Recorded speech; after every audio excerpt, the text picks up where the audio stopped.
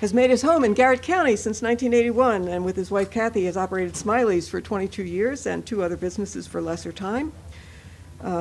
He's developed approximately a dozen real estate projects and currently employs 175 people. He serves as a volunteer on various boards and business associations and is going to give us his observations on the employment and economic impact of Marcellus Shale.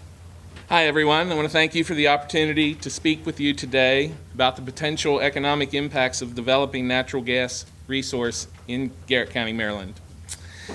I come before you today as a fellow community member and business person who has been actively engaged in the growth discussion concerning Mountain Maryland. Marcellus gas development in Garrett County is one of the major opportunities that I see can foster a level of growth that will make our community sustainable. It may be a surprise to some that we have sustainability concerns. Garrett County was 1.5% the population of Maryland in the year 1900. 110 years later, we are but 0.5% of the state's population. To say that we're not growing at the pace of the rest of the state is an understatement. That highlights serious hurdles with respect to affordable public services, schools, controlling the brain drain of our younger residents, and how to maintain the basic quality of life opportunities and necessities. I'm an entrepreneur, so I must be an optimist. That said, when I had the fortuitous luck to call Garrett County home 30 years ago, I saw this mountain region as the land of opportunity. Today's 20-year-old does not find that same level of opportunity. I believe that's our responsibility to improve. I'm convinced development of natural gas can be done in a safe and environmentally sound manner. I believe that recent engineering and technological innovations have proven to control and minimize any potential negative impacts from natural gas. I firmly believe that we have the ability and obligation to responsibly tap the rich resource here in the United States. The exact economic impact available for Garrett County from the development of shale gas is not an easy assessment. The amount of natural gas in Maryland has been assessed by industry geologists, USGS engineers, academic scientists, and the U.S. Energy Information Administration. As you would expect, these assessments result in a variety of conclusions. The USGS report finds 84 trillion cubic feet in the Marcellus region and says about 1% of that is in Garrett and Allegheny County, worth about $4.2 billion. An MDE assessment puts Garrett County at having between 1 trillion and 8 trillion cubic feet, worth 3.9 to 31.4 billion. The governor's Part 1 study reports somewhere between 711 billion cubic feet and 2.4 trillion cubic feet, worth 2.8 billion to 9.4 billion. The US EIA study from July of 2011 found 410 cubic feet in the Marcellus region. If we are 1% of that, that puts about 4.1 trillion cubic feet, worth $20.5 billion. So that's a long-winded way of saying there are a lot of different guesses about how much gas is underground. And for terms of my discussion, I'm going to average them all up and come up with numbers and comparisons based on $15 billion worth of gas being achievable to get out of the ground over a 50-year period. You might not know, but half of the gas comes out of a well in the first 10 years of its life.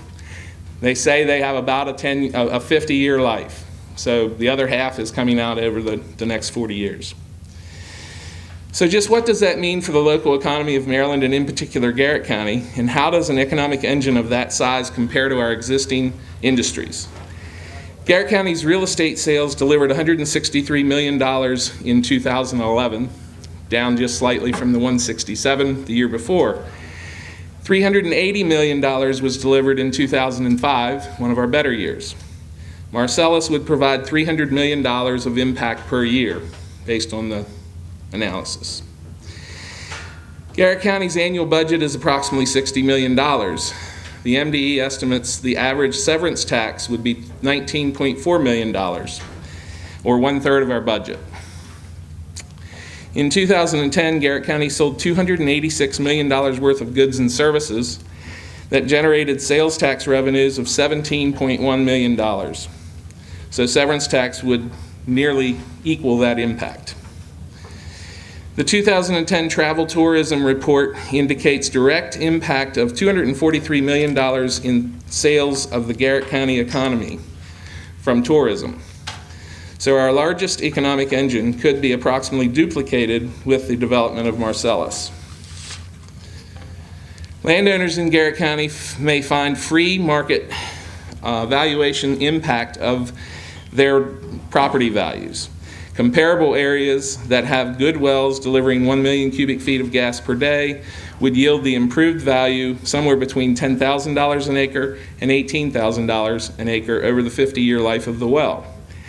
That's not an impact that is going to transfer into your land's worth $10,000 more today. That's the value that could be assessed to it, whether it's for tax purposes or any other assessment of value.